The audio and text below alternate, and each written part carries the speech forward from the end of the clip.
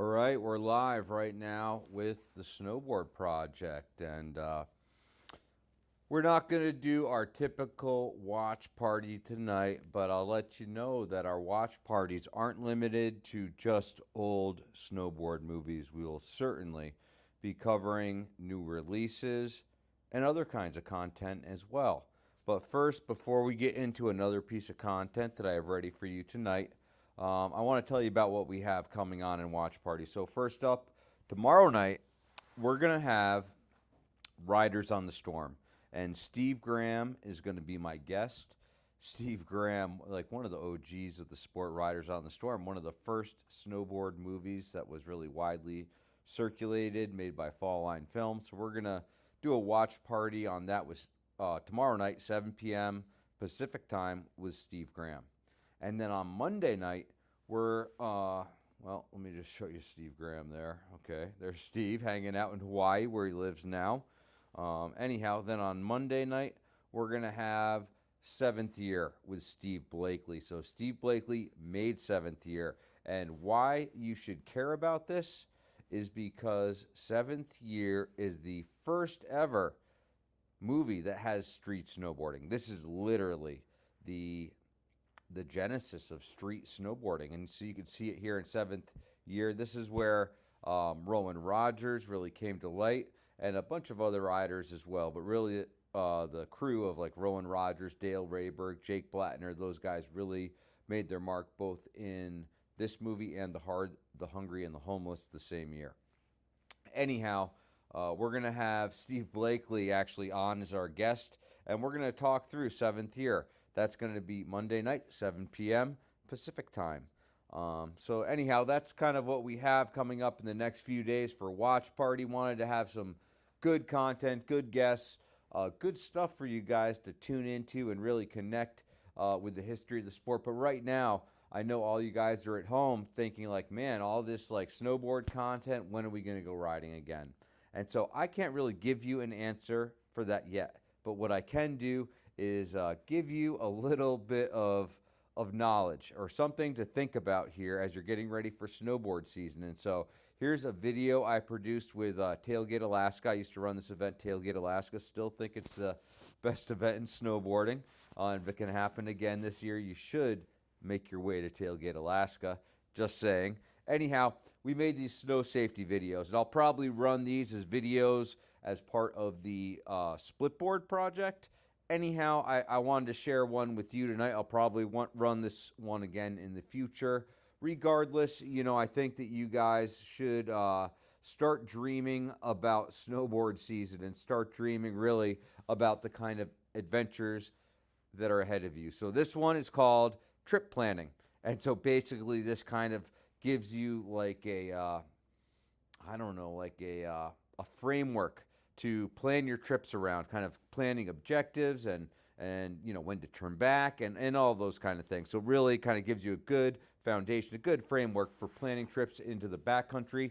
And certainly that's something we'll be covering more with the Splitboard project. But hey, you know, we're going to just try all sorts of stuff here with the snowboard project. So anyhow, without further ado, planning a trip. Check this out. This ran on Transworld Snowboarding, by the way, years ago.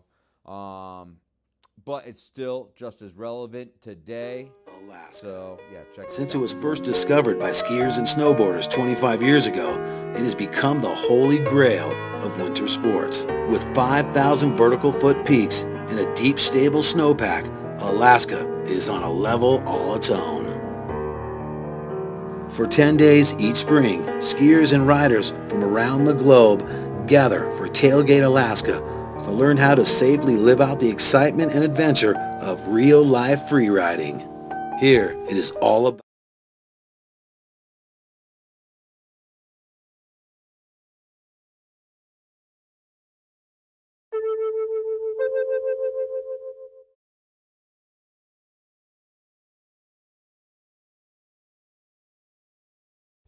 Alaska. Since it was first discovered by skiers and snowboarders 25 years ago, it has become the holy grail of winter sports. With 5,000 vertical foot peaks and a deep, stable snowpack, Alaska is on a level all its own. For 10 days each spring, skiers and riders from around the globe gather for Tailgate, Alaska to learn how to safely live out the excitement and adventure of real-life freeriding. Here, it is all about the access. It is direct from base camp and goes as far as you want. By skin, by snowmobile, or by helicopter.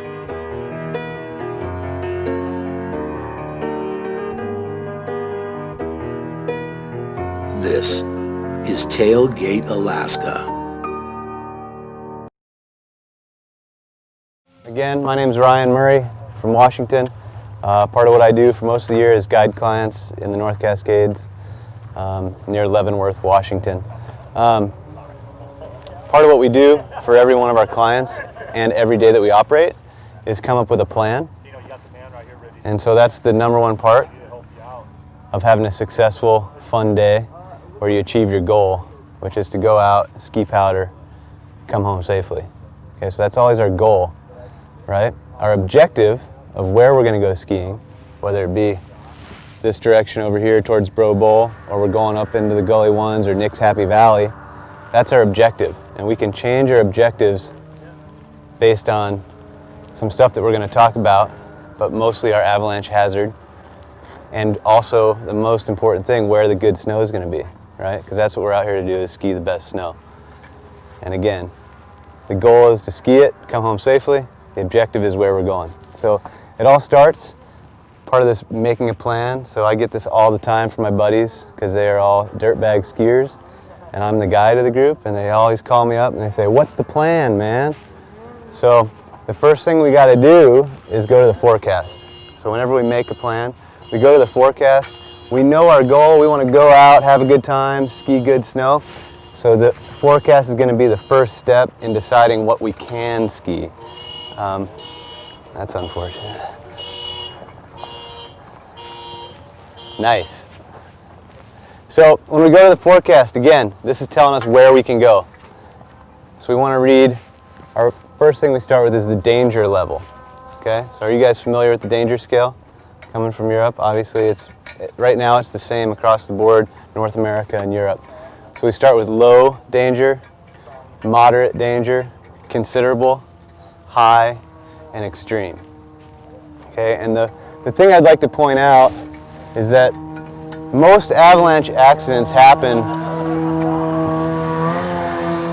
not in the high and extreme scale.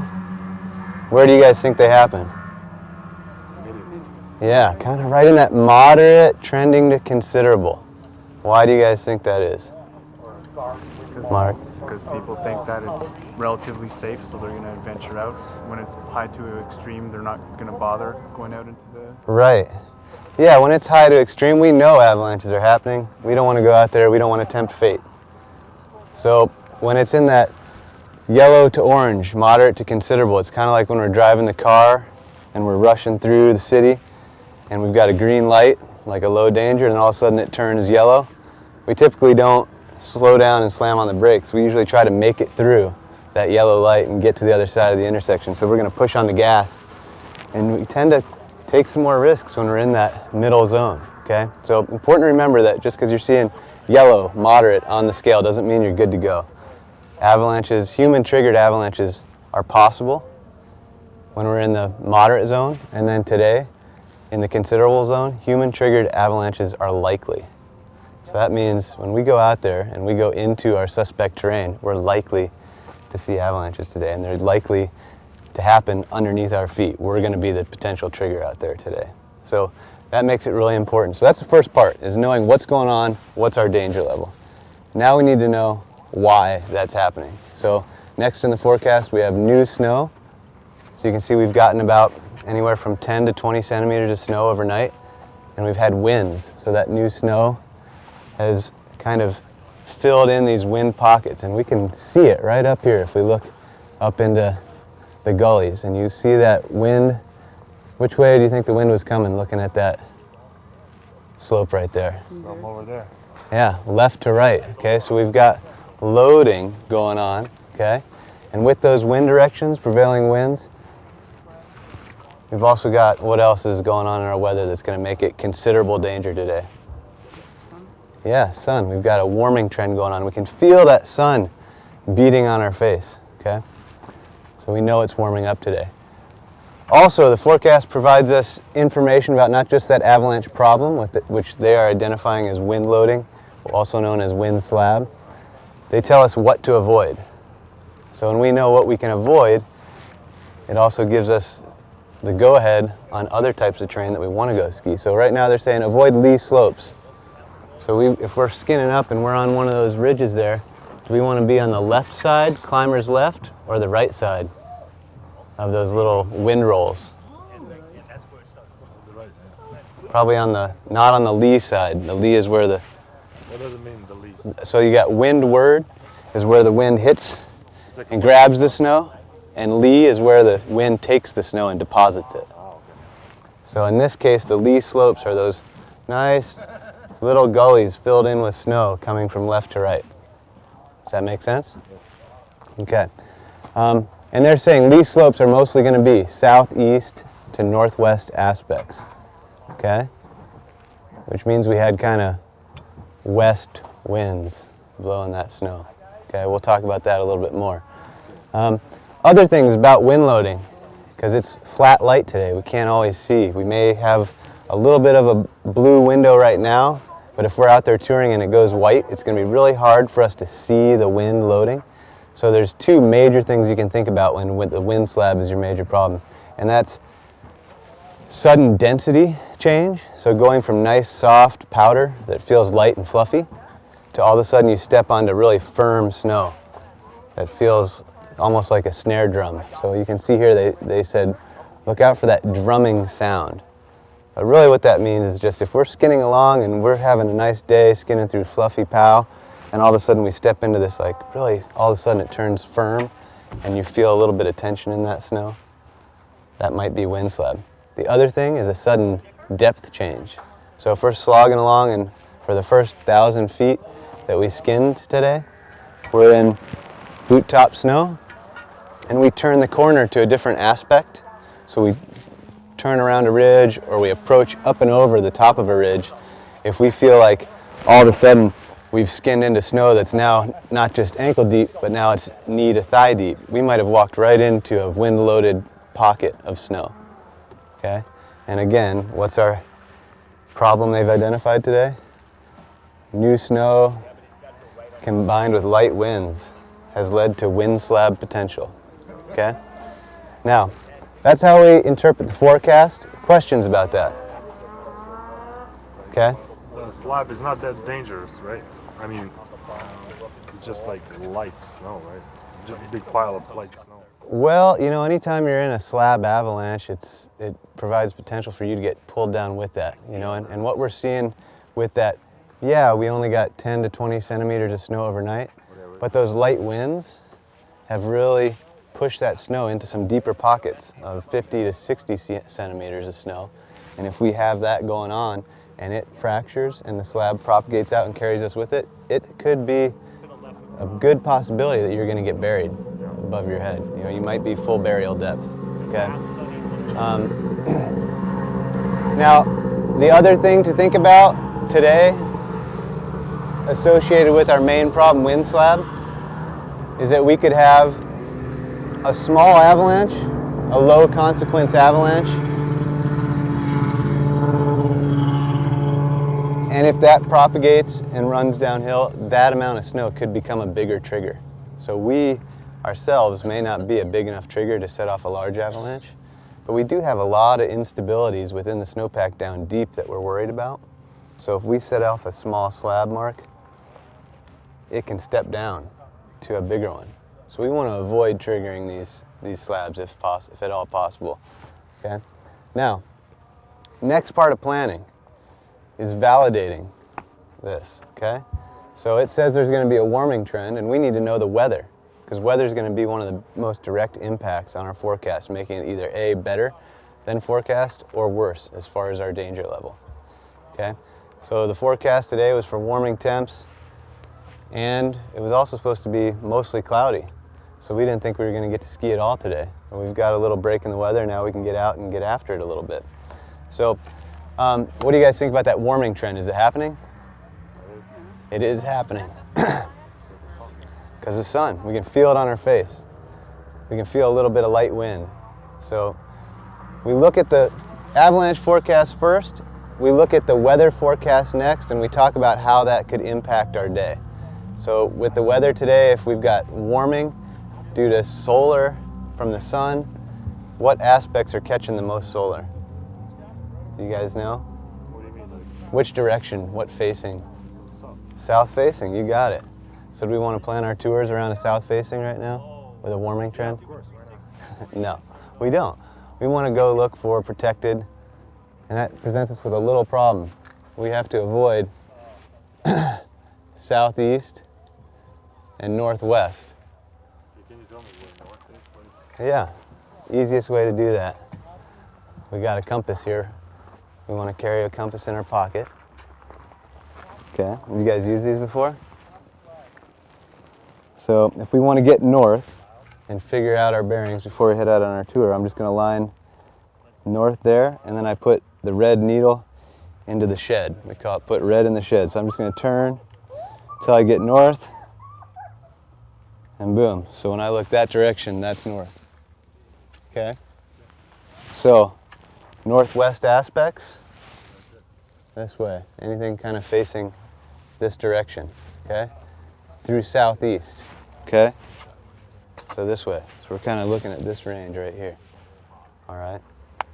So what does that mean? We want to be skiing stuff facing this way. Right? That's where we're going to avoid that wind load. All right. So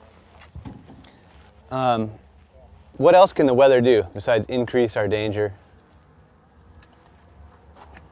Wow, it can do a lot of stuff, like visibility.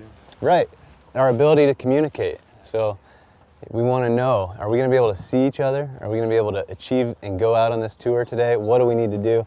What's a good backup plan based on today's mostly cloudy, milk toast white bird forecast? Stay indoors. Stay indoors, drink beer at the beer garden, or look for stuff we can handrail. So going up this way, it's sunny now, maybe touring somewhere where we have some of this alder and bushes to provide a little bit of reference and a handrail, a little bit of depth perception. What do you mean by the handrail?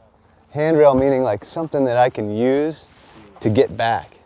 And you know, if I go up high on the mountain today and I've got no frame of reference and no depth perception due to the flat light, it's going to be really hard for me to go home, and it's actually going to be dangerous. I'm going to get a little bit of vertigo and maybe fall into a hole, or you know, take a wind lip at high speed and injure myself. So we want to have a backup plan for if we cruise out across the highway here, we go up and all of a sudden it turns flat light again, we've got some of these bushes to help us get back down.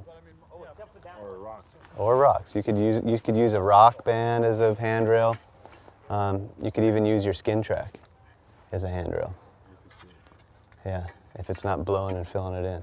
So I have a question. Yeah. When you get in like flood, like you know, like milky shit, you lost your balance and everything. So is it the best way to even keep on trying to come down, or just wait and as much as That's a tough call, you know. A day like today, it might be we've had in and out light throughout the entire day, so it might be worth hanging out a few minutes, seeing if light improves.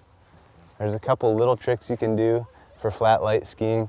One that I use is periodically I'll pull out a length of cordelette and tie it to the end of my ski pole.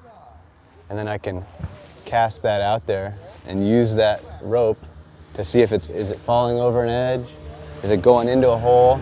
Or can I just follow that rope until I get to the end and then throw it back out there? Other tricks that I've seen people do in flat light conditions, they carry one of those little dog frisbees, you know, those soft little frisbees that you can throw, and they'll just throw it a little ways so they have something to look at and ski down to it. And then another trick that I've seen is the Kool-Aid trick.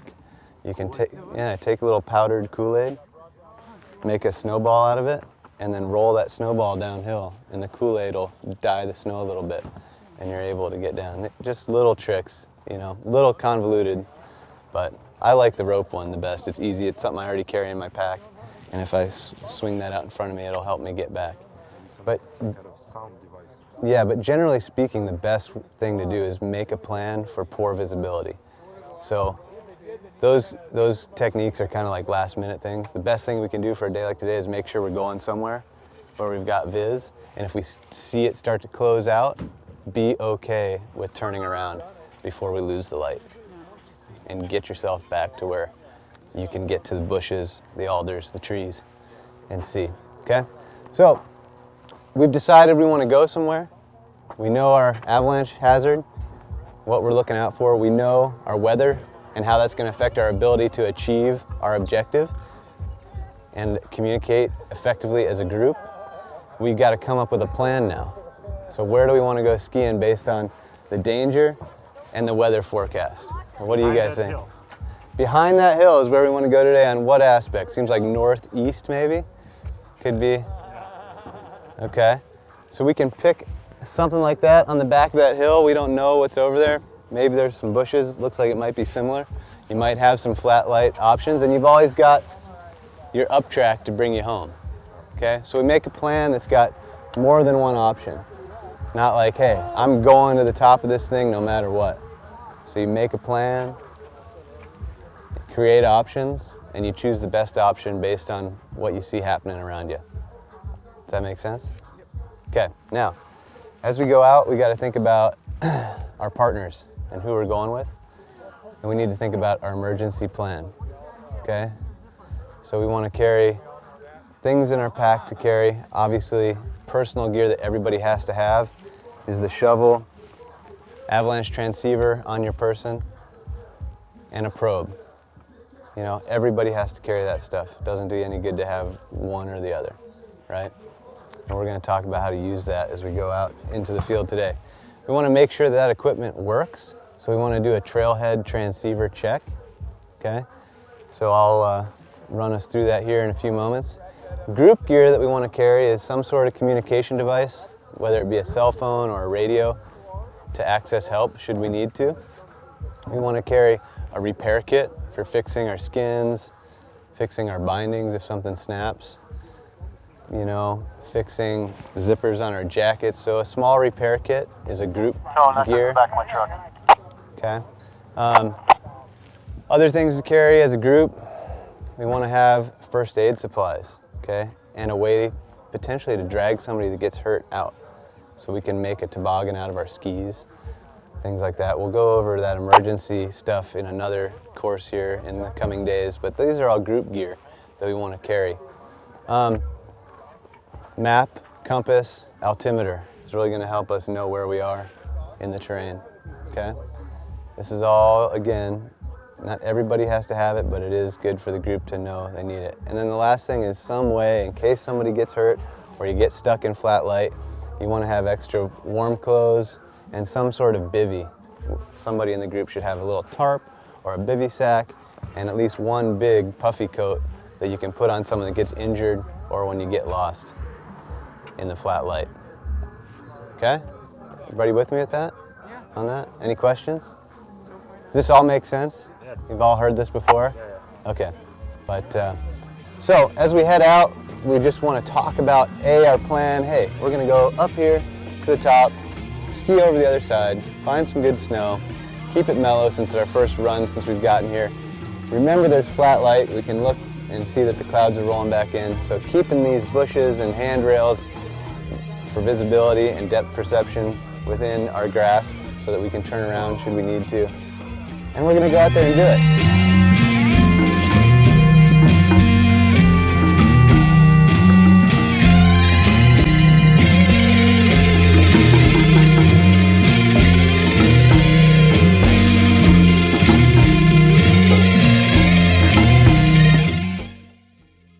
I think that'll give you some stuff to think about here as we're getting ready for the 2021 season. I think a lot of people are at least considering heading into the backcountry to go split boarding or whatever. So anyhow, this is at least a beginning, some things to think about anyway before you start planning trips into the backcountry. So we will cover a bunch more snow safety classes that we filmed in the past and also just try to cover all the information you're going to need to connect with the sport here in the 2020-2021 season. We're also going to try to entertain you with stuff like our watch parties. And our watch parties, well, tomorrow night we're going to have Steve Graham for Riders on the Storm, and then on Monday we're going to have Steve Blakely with Seventh Year. So we're going to have a lot of content. We're going to have video. Of course, we're still specializing in audio. Don't forget that, the Snowboard Project podcast. We have a lot to announce here coming up, but stay tuned. We're going to keep working on our video as we work on our audio behind the scenes. So I hope you guys enjoyed these watch parties. If you haven't done so yet, please subscribe. Please hit that bell icon that ensures you get the notifications. And if you really like this content and want to see a lot more, please consider going to Patreon, patreon.com/the Snowboard Project, and consider donating some money to help us keep creating all of this content. So thanks, guys, for tuning in to another live stream. I'm Mark Sullivan for the Snowboard Project. And yeah, we will see you tomorrow night with Riders on the Storm and Steve Graham. Thanks for tuning in.